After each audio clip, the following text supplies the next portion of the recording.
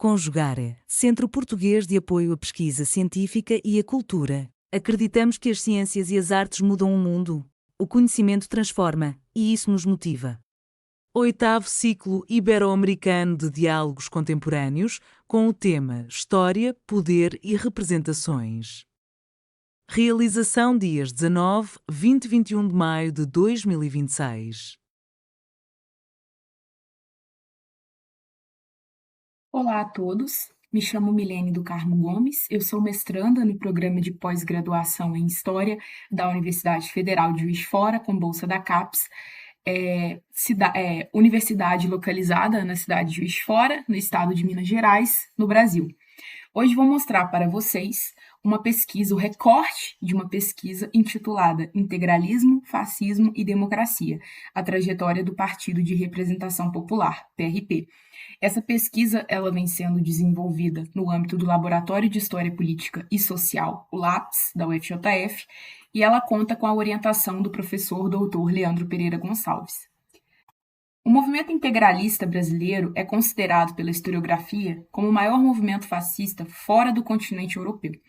Esse movimento, ele é lançado formalmente a partir da Ação Integralista Brasileira, a AIB, que foi esse movimento lançado no ano de 1932, criado, fundamentado pelo intelectual, político, jornalista Plínio Salgado. Esse movimento, ele angariou diversos militantes, diversos personagens importantes dentro da história também do Brasil, e era um movimento que defendia tanto uma revolução interior do homem, a fim de se criar ali um homem integral, com essa dimensão holística, com essa dimensão ampla, a partir desse conceito de movimento, esse conceito de integralismo, que buscava essa revolução, mas também uma revolução da nação, uma revolução do Estado integral, que tinha bases ali no corporativismo, na defesa de uma democracia orgânica. O movimento integralista ele não se restringiu à década de 30. A AIB é criada em 32 e é extinta em 37, no momento, ali, no ano, em que no Brasil é instituído o Estado Novo a partir do golpe, e isso não significou o fim do integralismo. O integralismo, enquanto uma teoria, enquanto um pensamento político, ele continuou ali vivo, principalmente a partir da formação, em 1945, do Partido de Representação Popular, PRP, partido político que vai ter uma trajetória entre 1945, com o pós-Segunda Guerra Mundial e o pós-Estado Novo, até 1965, já no contexto de ditadura civil-militar. A partir ali do decreto do ato institucional número 2, o AI2, que vai fechar e extinguir todos os partidos políticos. O PRP ele se concentrava principalmente pensando em termos de contexto histórico num pós-guerra, e isso configurava ao partido a transformação de muitas linguagens políticas ofensivas que eram vistas de uma forma mais aberta em 30.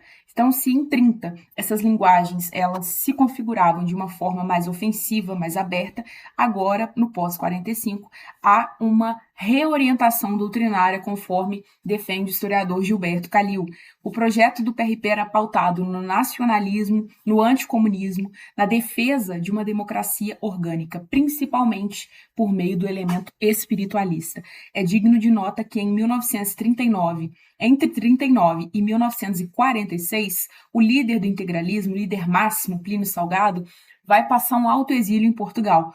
E lá em Portugal ele terá contato com diversos intelectuais de um certo espectro político religioso e principalmente as influências ali, a circulação das ideias de uma certa democracia orgânica, democracia cristã, vão conformar o pensamento político, vão aprofundar, são elementos que serão aprofundados no pensamento político de Plínio Salgado. E é interessante destacar, também a questão do salazarismo, como que esses repertórios, essas práticas vão influenciar Plínio Salgado. Então, esse elemento espiritualista prezava por uma dimensão metafísica, por uma dimensão de uma transcendência, por vezes abstrata, que servia como um instrumento, então, de colocar o espírito acima da matéria e, portanto, defender atributos dessa democracia orgânica. Mais à frente veremos como que isso se conformava, mas basicamente não é necessariamente um vínculo a dogmas bíblicos do cristianismo ou coisas do tipo, muito embora havia essa apropriação da religião, mas a questão era para mascarar, né, essa tônica fascista. Então havia essa estratégia linguística, intelectual e política. O contexto do PRP é um contexto de rechaço às experiências fascistas, nazistas da Segunda Guerra Mundial. Então, a imprensa brasileira vai rechaçar, né, em sua maioria, o partido, e é muito visível como que a memória social vai rechaçar essas representações e práticas integralistas. É um partido que vai ter uma militância muito convicta, muito embora não fosse, né, um dos maiores partidos do Brasil, o PRP tinha uma base muito sólida. E isso fazia com que o partido fez, né, com que o partido fosse um dos principais partidos em termos de âmbito nacional e que vai representar o integralismo brasileiro no pós-45. O interessante aqui é que tinha um apoio principalmente de setores médios urbanos e de pequenos proprietários rurais. Então, o PRP, ao mesmo tempo em que se inseriu no sistema democrático partidário, fez alianças com outros partidos, manteve também muito do projeto, né, e não somente do projeto, mas de termos, né, da base conceitual, da base política do integralismo. Então, esse trabalho é um trabalho que se pauta na história intelectual também, mas, sobretudo, na história política e social, e que vai dialogar com a dimensão de culturas políticas, levando em conta que as culturas políticas partem desse princípio de uma crise.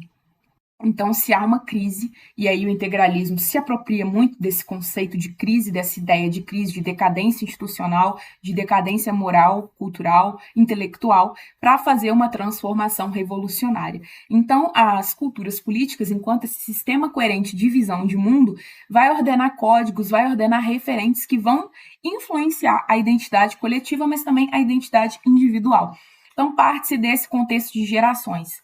Como o integralismo não está somente nos anos 30, há muitas gerações, e ali as gerações de 30, a geração do próprio PRP, a geração, né, de outros, como os Águias Brancas, que podemos falar um pouco mais à frente. Então, esses contextos de experiência, de atividade desses atores, vai trazer esses quadros de pertinência, essas estruturas de pertinência, esses quadros de interpretação, de leitura do mundo. Isso vai trazer ali chaves de inteligibilidade, grades de leitura da realidade social. Então, o PRP, o integralismo, né, por melhor dizer, tem toda essa dimensão, a partir de um substrato filosófico, de referências históricas num passado místico, num passado sentimental de formação da nação, mas que não quer retornar ao passado, muito pelo contrário, usa o presente para efetivar a ação coletiva, a prática política, e o futuro para ser esse momento, essa aspiração de transformar a realidade. Então, o integralismo no pós-45 em relação à questão democrática vai argumentar, por exemplo, que o voto ele não deveria ser direto, né? Então eles vão ser contrários ao sufrágio universal e vão prezar pelo voto indireto. Esse voto indireto seria o voto profissional, esse voto que, para os integralistas, vai definir melhor as defesas do interesse do povo. Esse voto, esse sistema, esse estilo, esse conceito de democracia orgânica, de democracia cristã, carrega no seu bojo, às vezes de uma forma não tão explícita, mas bases, né, de um Estado integral corporativo, que é o que a gente percebe, por exemplo, nessa síntese feita pela filha do Plínio Salgado, a Maria Amélia Salgado Loureiro, que vai trazer, né, a síntese do pensamento político do Plínio Salgado. E que é interessante destacar isso, que essa democracia ela não vai ter a base no homem isolado, ou no sistema liberal democrático, mas ela vai se pautar numa dimensão orgânica, numa dimensão de defesa dos grupos naturais, que para eles, né, eram a família, o município, a profissão. Então é uma democracia que visa prezar por essas representações e que, portanto, é contrária ao sufrágio universal, mas sim era favorável ao voto profissional. E aqui temos até um discurso do próprio Plínio Salgado, em 1962, sendo contrário ao voto aos analfabetos, né? Dizendo que o partido dele foi o primeiro a propor isso e que o voto ao analfabeto era uma deliberação e que, portanto, os analfabetos, eles deveriam, quando muito, votar para vereadores e prefeitos.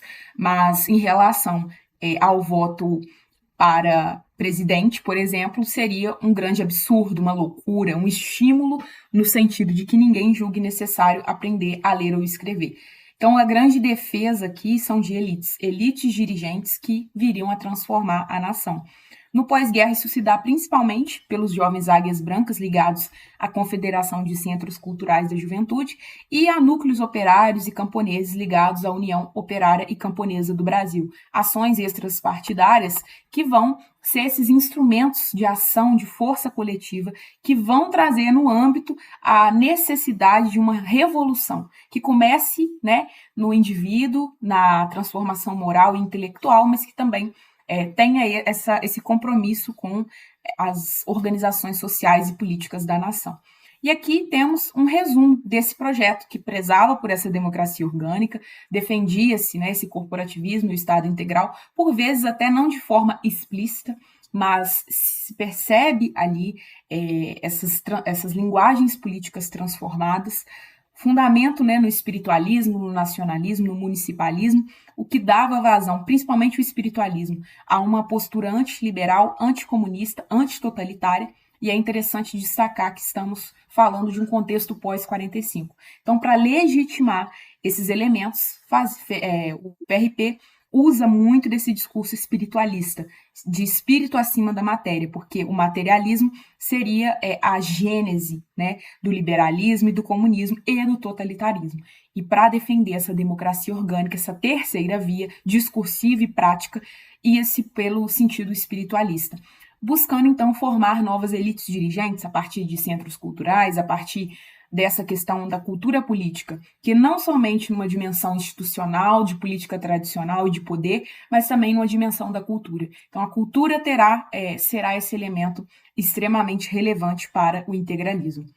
Esse estudo, então, ele visa trazer essas nuances desse projeto, entendendo que o partido vai disputar o jogo democrático, fazer alianças com outros partidos, com outros agentes, por vezes até de uma forma ambígua, mas é também uma forma de demonstrar como que essa cultura política não somente sobrevive, mas é ativa no pós-45 e como que esse projeto ele embasava, né, a vida de diversos atores e diversas conexões, trazendo diversas conexões possíveis a esse mundo político, a esse mundo cultural, trazendo essa dimensão intelectual também, que é muito latente, né, nos escritos, na imprensa, na questão dos documentos oficiais do partido, nos livros do Plínio Salgado, de outros intelectuais também do movimento.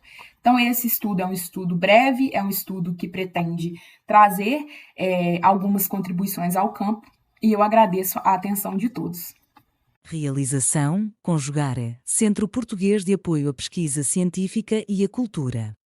NUPAN, Núcleo de Património, Arquitetura e Memória Fluminense. Programa de Pós-Graduação em Património, Cultura e Sociedade da Universidade Federal Rural do Rio de Janeiro. Apoio Editora Cravo e Universidade Federal Rural do Rio de Janeiro. Inscreva-se no canal, comente, curta e compartilhe. Obrigado por assistir.